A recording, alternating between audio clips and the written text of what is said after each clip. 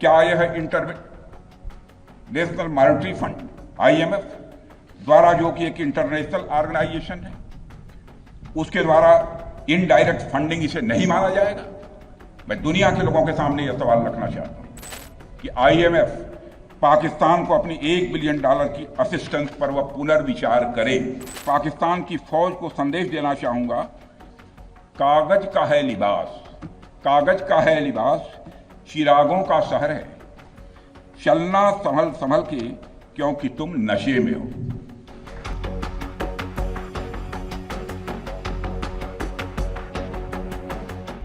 साथियों, आपने पाकिस्तान में मौजूद टेरर इंफ्रास्ट्रक्चर के खिलाफ प्रभावी कार्रवाई की है, मगर पाकिस्तान फिर से इस कोशिश में लग गया है कि ध्वस्त हुए आतंकी ढांचे को फिर से खड़ा किया जाए।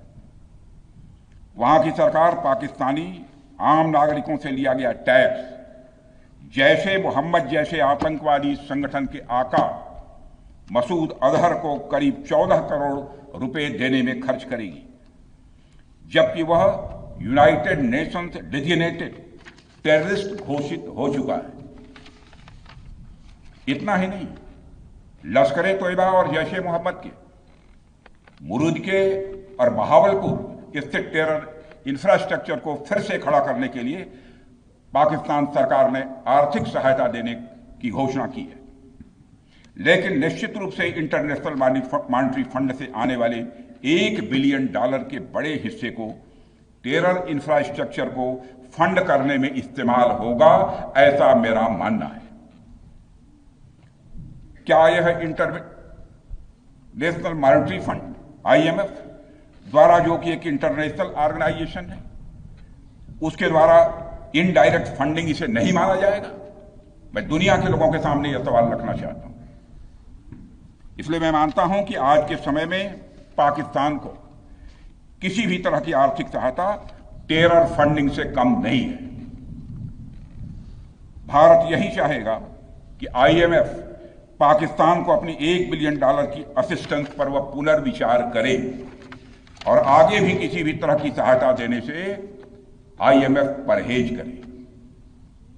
भारत नहीं चाहता जो फंडिंग हम IMF को करते हैं वह डायरेक्ट या इनडायरेक्ट किसी भी तरीके से पाकिस्तान या किसी भी देश में टेरर इंफ्रास्ट्रक्चर को बनाने में वह इस्तेमाल की जाए। हम नहीं चाहते। साथियों, अब यह स्पष्ट हो गया है कि पाकिस्तान में आतंकवाद और वहां की सरकार का चोली दामन का संबंध है। स्टेट और नॉन स्टेट एक्टर के बीच का नकाब अब पूरी तरह से उतर चुका है। अतः इस परिस्थिति में यदि वहां परमाणु अस्त्र एटॉमिक वेपन रहते हैं तो इस बात की संभावनाओं को भविष्य में नकारा नहीं जा सकता कि कभी वो आतंकवादी तत्वों के हाथों में चले जाएं। ये सिर्फ भारत के लिए नहीं बल्कि पूरी दुनिया के लिए और पाकिस्तान की आम जनता के लिए भी एक गंभीर खतरे की बात होगी। सारे विश्व और खासकर पाकिस्तान की आवाम को यह समझना होगा कि वो कितने बड़े खतरे के मुकाम पर बैठे हैं। वो एक ऐसे बारूद की ढेर पर बैठे हैं जिसके चारों तरफ माचिसों आपस में लड़ते हुए लोग हैं। इस हालात के लिए पाकिस्तान की फौज को संदेश देना चाहूंगा, कागज का है लिबास, कागज का है लिबास, चिरागों का शहर है, चलना संभल संभल के क्योंकि तुम नशे में हो।